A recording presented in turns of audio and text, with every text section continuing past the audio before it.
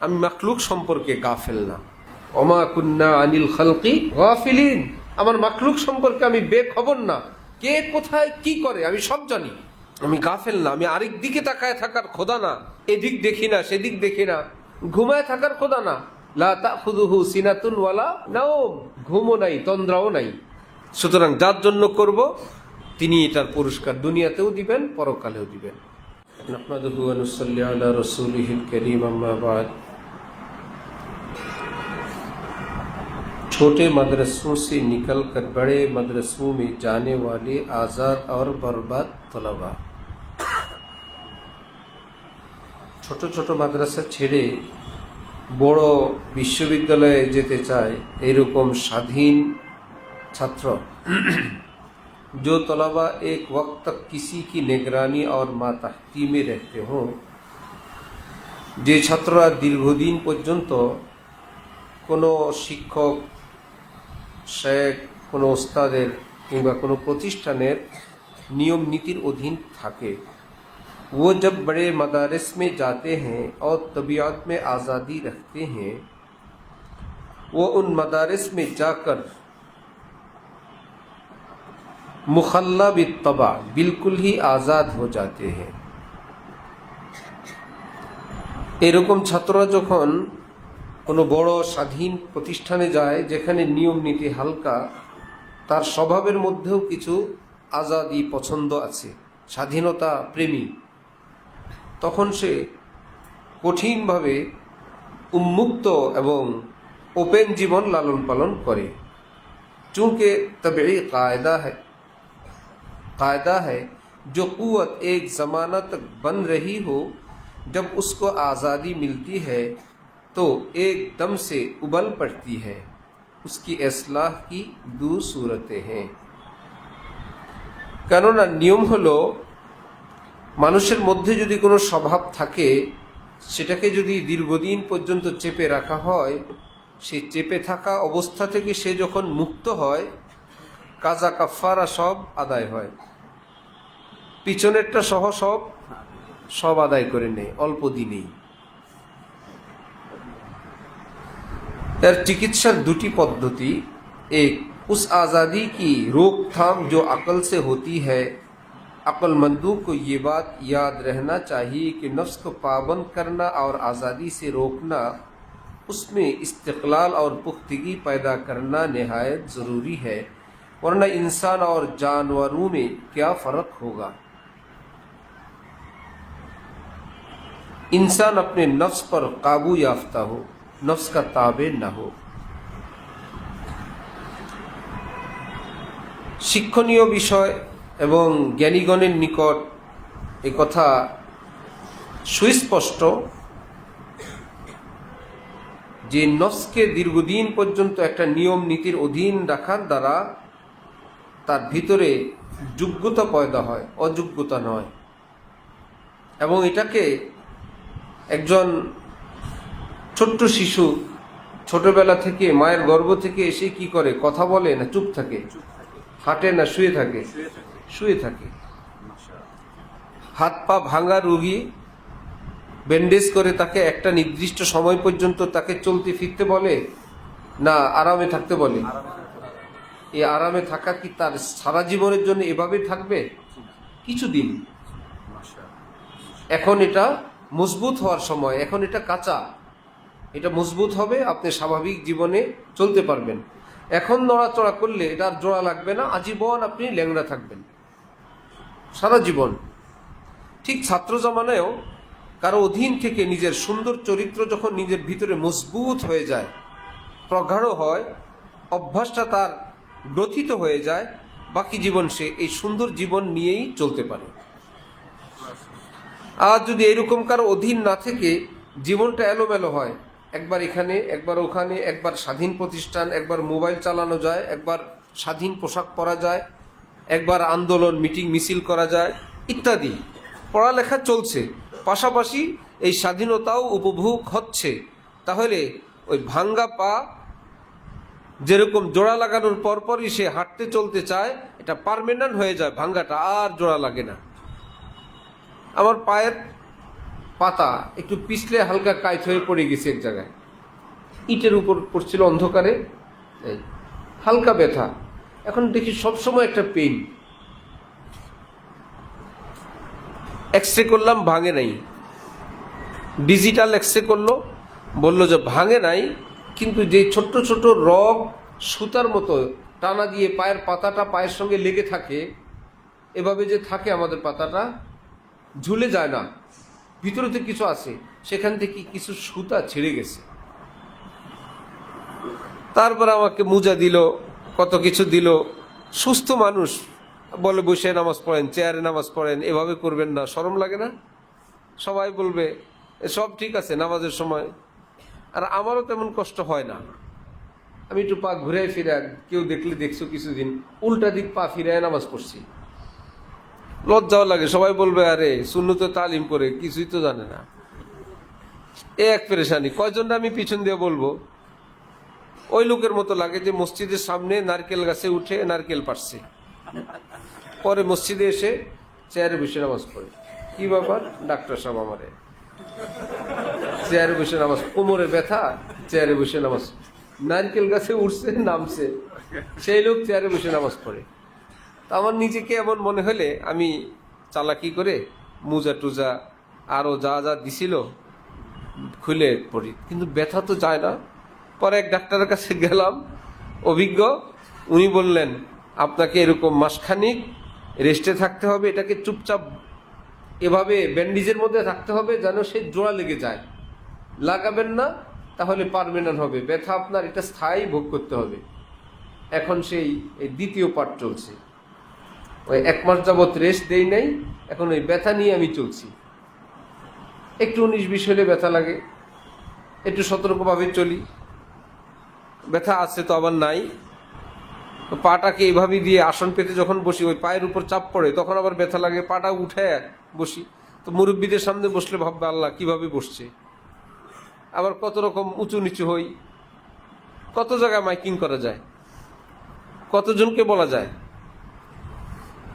তো নির্দিষ্ট একটা কিছুদিন স্বাধীনতা বর্জন করতে হয়, চলবো না, ফিরবো না, ডাক্তার যেভাবে বলছেন আমি সেভাবে থাকবো, তাহলে পরবর্তীতে শান্তি।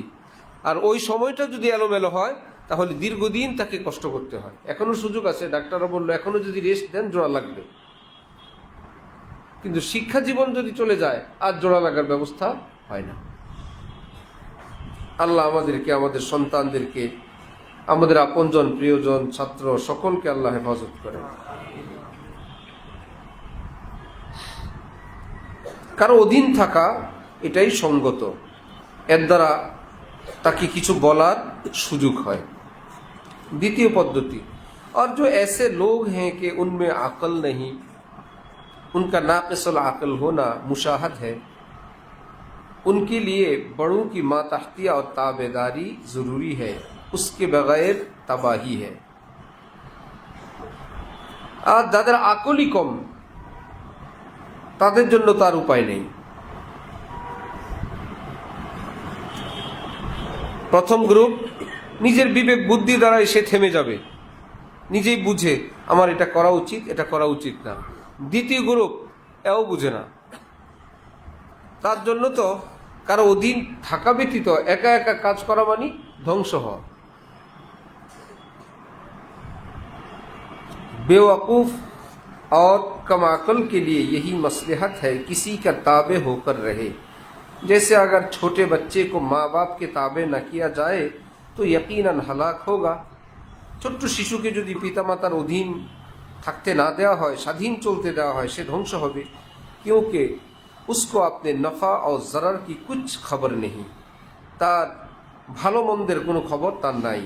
तो बेवकूफ़ और नासमझ के लिए किसी का मातहत होना ही मसलहत है और उसी में उसकी हिफाजत है ताकि दूसरा उसको रोक टोक कर सके। যাদের আকল বুদ্ধি কম তাদের জন্য এইরকম কোনো বড় মানুষের অধীন থাকবে, তার দিক নির্দেশনা মোতাবেক চলবে। নইলে ছোট্ট শিশুর যেরকম কারো অধীনস্থতা ছেড়ে দিলে ধ্বংস হয়, এই ব্যক্তিও তখন ধ্বংস হবে। আল্লাহ আমাদেরকে হেফাজত ফরমান। जमानाए तालिब इल्मी में मुती होकर ही रहना चाहिए। ছাত্র যুগে ওস্তাদ কোনো মুরব্বির অধীনস্থ থাকাই চাই।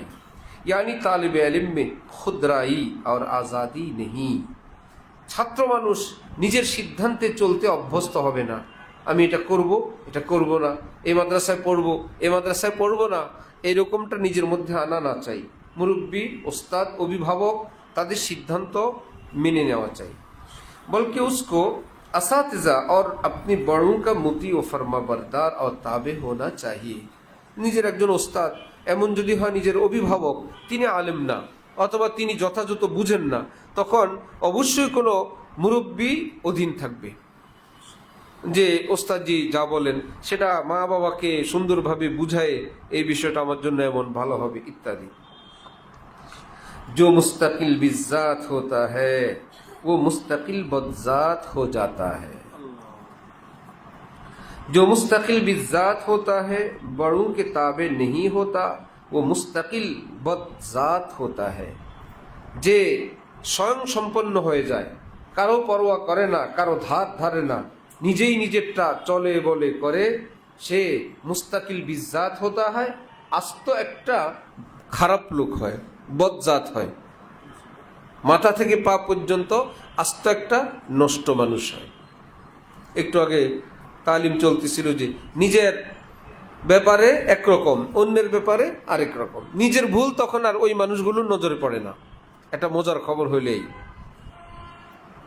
যে মানুষগুলোর স্বাধীন চেতা তাদের একটা বৈশিষ্ট্য, নিজের ভুল নিজের নজরে পড়বে না, শুধু মানুষের ভুল আর মানুষের ভুল। আর মানুষের ভুল চর্চা করতে করতে করতে করতে তার মুখ নাপাক, কান নাপাক, দিল নাপাক, ভিতর নাপাক, আরেকজনের ময়লা আবর্জনার কথা ভাবতে ভাবতে নিজে ময়লা হয়ে গেছে। নিজের ইসলাহের ফিকির নেই, শুধু অন্যের ইসলাহ, শুধু অন্যের ইসলাহ। অথচ বলে কি এগুলো তো তার ভালোর জন্য। হযরত হানিফা বলেন ভালোর জন্য না, তোমার নফসের জন্য এগুলো করো। যদি ভালোর জন্য হইতো, এরকম কত খারাপই তোমার মধ্যে আছে, সেগুলোর ইসলাহ করো না কেন? জামাই মিয়া তার স্ত্রীকে শ্বশুর বাড়ির সম্পদ আনার জন্য বলে, পাশাপাশি আবার বলে লোভ লালসার জন্য বলি না, তোমার ভাইরা যাতে জাহান্নামে না যায় ওই জন্য।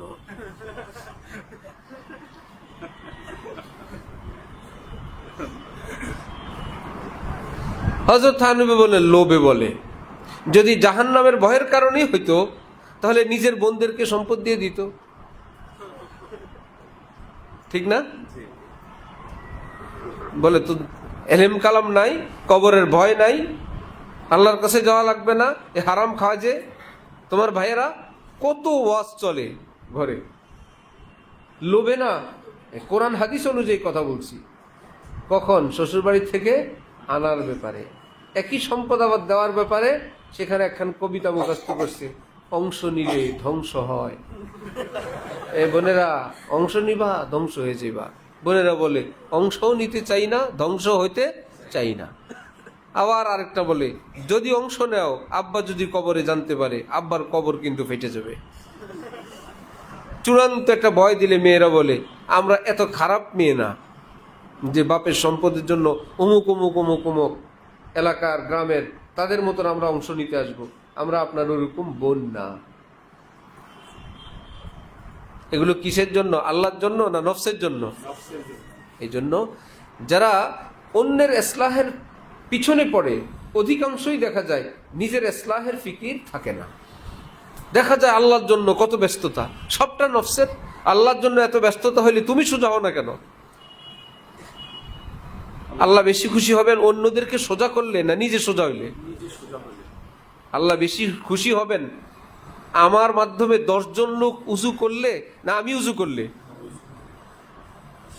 1000 লোক উজু করলে না আমি উজু করলে? হ্যাঁ, আল্লাহর জন্য উজু করানো তো ভালো কাজ, কিন্তু সব ভালো কাজের চেয়ে নিজে উজু করা বেশি ভালো না, বেশি জরুরি কাজ। শয়তান এটা বুঝতে দেয় না। আল্লাহর জন্য শুধু উজু করায়, নিজে বেউজু। আল্লাহর জন্য বস্ত্র বিতরণ করে, নিজে বিবস্ত্র। আল্লাহর জন্য দ্বীনের ফেরি করে, নিজে বদ্দীন। বুঝা গেল? আল্লাহর জন্য না, নফসের জন্য। বলতে মজা লাগে, স্বাদ লাগে। মানুষে হজরত হজরত বলে, হুজুর হুজুর বলে, পিসাব পিসাব বলে, বক্তা বক্তা বলে, আমির সাহেব বলে। কি মজা, কি শান্তি না? আরে যুক্তিবাদীর ইন্তেকাল হয়ে গেছে, আল্লাহ জান্নাত দান করেন। সে মজা করে বলতো, হুজুর ওয়াজ করেন, ওয়াজ হই না মইরা যাবো, ওয়াজ শুনতে শুনতে মইরা যাবো হুজুর, ওয়াজ করেন মাগার নামাজ পড়ুম না। হ্যাঁ, মাগার নামাজ পড়ুম না হুজুর, ওয়াজ করেন, ওয়াজও তো দিন, ওয়াজ করে নামাজ পড়ুম না হুজুর। তো সেই যেই ওয়াজ শুনবো উদ্দেশ্য নামাজ পড়তে ভালো লাগে না, ওটা কি দিনের জন্য না মজার জন্য? বহুত মুশকিল। এই জন্য ইবাদত দুই প্রকার, কিছু ইবাদত করণীয়, কিছু বর্জনীয়। কথা বল। তো করণীয় ইবাদত যেটা আমরা করি এটা ইবাদত সওয়াব, কিন্তু এর মধ্যে এক প্রকারের মিষ্টি মধু আছে। সেজদা করতে ভালো লাগে, পাশাপাশি আবার কেউ দেখে, দান করতে মজা লাগে, সবাই মাশাআল্লাহ বলে, ইত্যাদি ইত্যাদি বলে। নজর হেফাজত করতে কেউ দেখে, কেউ মাশাআল্লাহ বলে। মিথ্যা বর্জন করতে কেউ মাশাআল্লাহ বলে, কেউ দেখেও না, অত মজাও লাগে না। তো এক এবাদত কিন্তু সাথে একটু মিঠা আছে। এক সুন্নত সঙ্গে একটু কি মিষ্টি খাওয়া সুন্নত হইলো, মিঠাও লাগলো। আরেক সুন্নত জেহাদ করা সুন্নত, আবার একটু রক্ত ঝরে, না আমি তাহলে সুন্নি সুন্নটাই পালন করি, এই সুন্নটা অনেক মজা। তো করণীয় ইবাদতের মধ্যে হালকা হালকা মিষ্টতা, হালকা হালকা মজা আছে। আর যেটা বর্জনীয় পুরোটাই তিতা, কষ্টের। জিতনি তোমারি কোরবানি উতনি খোদা কি, আল্লাহর জন্য সেটা করণীয়র নামে হোক বর্জনীয়র নামে হোক, যে যেই পরিমাণ কোরবানি করবে আল্লাহ পাক তার উপর সেই পরিমাণ মেহেরবানি করবেন। কষ্ট বেশি, পুরস্কারও বেশি। এই জন্য গুনাহ থেকে বাঁচলে পুরস্কার কি অল্প না বেশি? গুনাহ থেকে বেঁচে ওলি আল্লাহ হওয়া যায় দ্রুত। এই গাড়ি চলে ভীষণ গতিতে, চোট যত লাগে, বল আস্তে নিচে ফেললে কি বেশি উঠবে না অল্প? আর যদি জোরে ফেলো, আর যদি কোনো পাহলোয়ান মানুষ হাতি নিয়ে নিচে মারে, অনেক উপরে উঠবে না? তো আছাড় দিবা যেমন, চোট লাগবে যেমন, উপরে উঠবেও কি তেমন। তো গুনার আঘাত মনের মধ্যে লাগবে যত জোরে, তুমি উপরে উঠবা তত বেশি। যত জোরে আঘাত, সুযোগ, মনের চাহিদা ইত্যাদি ইত্যাদি, কষ্ট করে বেঁচে থাকলাম। পৃথিবীর কাউকে বলতে হবে না, মেসেজ দিতে হবে না, ওস্তাদকে, শায়েখকে, কারণ আমরা কাজ করি, আমল করি কার জন্য? তিনি সামির, সব শুনেন। তিনি বাসির, তিনি সব দেখেন। তিনি আলিম, তিনি সব জানেন। 18 পারার কালকে প্রথম পৃষ্ঠায় গেল, ওমা কুন্না আনিল খালকি গাফিলিন। আল্লাহ, কেমন লাগছে শুনে? আমি মাখলুক সম্পর্কে গাফেল না। ওমা কুন্না আনিল খালকি গাফিলিন, আমার মাখলুক সম্পর্কে আমি বেখবর না। কে কোথায় কি করে আমি সব জানি। আমি গাফেল না, আমি আরেক দিকে তাকায় থাকার খোদা না, এদিক দেখি না সেদিক দেখি না, ঘুমায় থাকার খোদা না। লা তাখুযুহু সিনাতুন ওয়ালা নাওম, ঘুমও নাই, তন্দ্রাও নাই। সুতরাং যার জন্য করব তিনি এটার পুরস্কার দুনিয়াতেও দিবেন, পরকালেও দিবেন। ওয়া আখিরু দাওয়ানা আলহামদুলিল্লাহি রাব্বিল আলামিন।